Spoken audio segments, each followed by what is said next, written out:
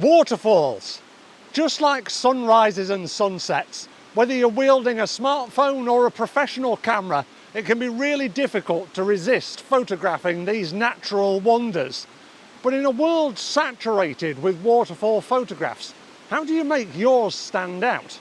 Well, it just so happens that you're in the right place, because in this video I'm going to share with you my top 10 tips for photographing these beauties and help your waterfall photographs stand clear of the crowd.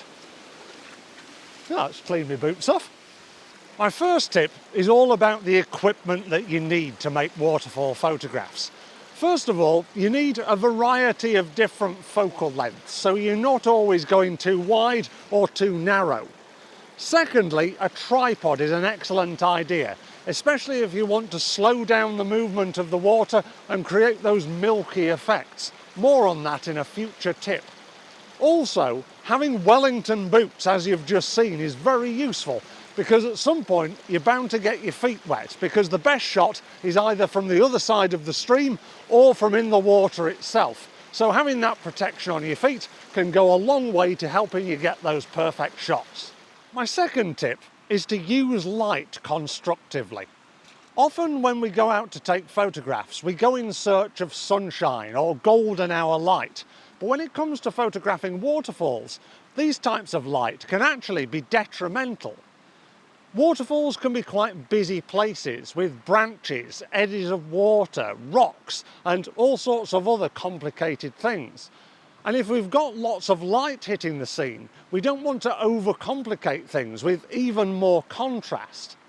Also, you'll have noticed that waterfalls point in exactly the same direction all the time.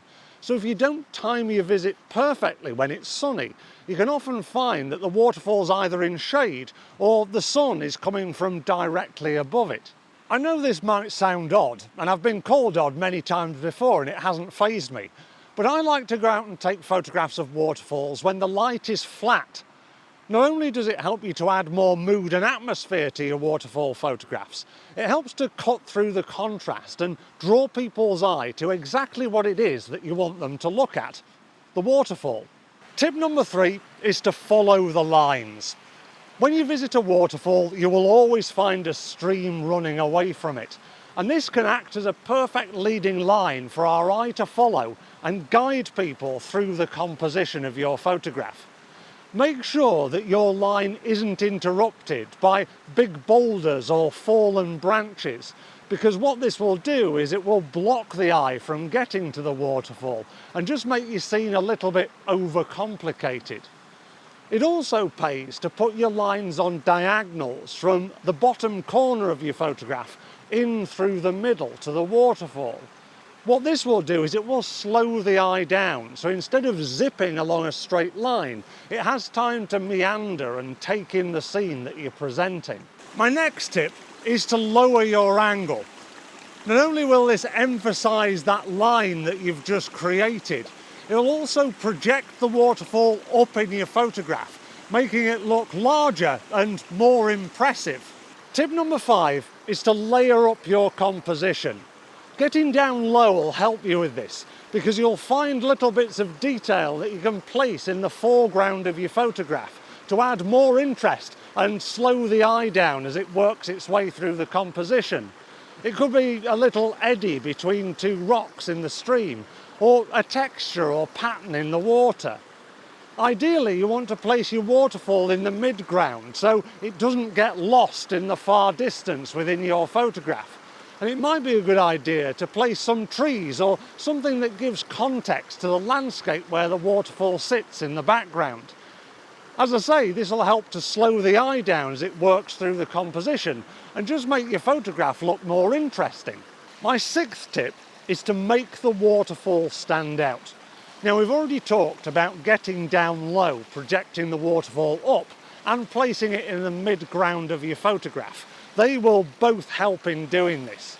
But I see so many waterfall photographs where you have to really search for the waterfall because there's too much in the foreground. Also, if we take the location where I am here today, for example, we've got this lovely tree that frames the waterfall. And it can be really tempting to try and get all of that in and the valley surrounding it as well. But as soon as you do that, you realise that the waterfall is becoming less and less significant within the frame and creating less and less impact. So the more you can concentrate on the waterfall itself and not be distracted by anything else going on around it, the better and more impactful your photographs are going to be. Tip number 7 is to look for cross sections and details within the waterfall. Once you've got that wide-angled shot, it pays to look a little bit closer. If you try cropping off the top of the waterfall and maybe concentrating on a middle section or the bottom section, it will create a sense of scale because people don't know how big or how tall the waterfall is. You can also concentrate on little patterns within the waterfall as it dances over the rocks. This can create a really nice abstract effect and something a little bit different. My next tip is all about choosing your speed. This is where we select our shutter speed to determine how the water in our waterfall photographs look. If you use a slow shutter speed, then you're going to blur out the water, creating a milky effect. Whereas if you use a fast shutter speed, then you're going to freeze it in motion. Both of these techniques have what I like to call Marmite qualities. Some people absolutely love them and some people cannot stand them. So it's going to be down to you to choose your desired effect for your own waterfall photographs. Personally, I like to aim somewhere down the middle. I find a 60th of a second is the equivalent to what we see with our human eyes.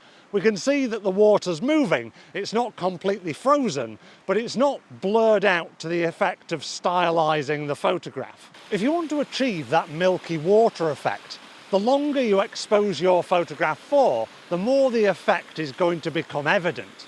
Therefore, you need the stability of that tripod that I mentioned earlier on. And you could also do with investing in a decent set of neutral density filters. These are filters that block light from entering into your lens, so you can still do a long exposure without overexposing the photograph. If you're interested, I've shared some links in the description below to some neutral density filters that I'd recommend. To freeze the motion of the water, then I would recommend using a shutter speed of 1,000th of a second or faster. And of course this can be done handheld. My penultimate tip is to not stop down too far. By this, I mean don't use too narrow an aperture.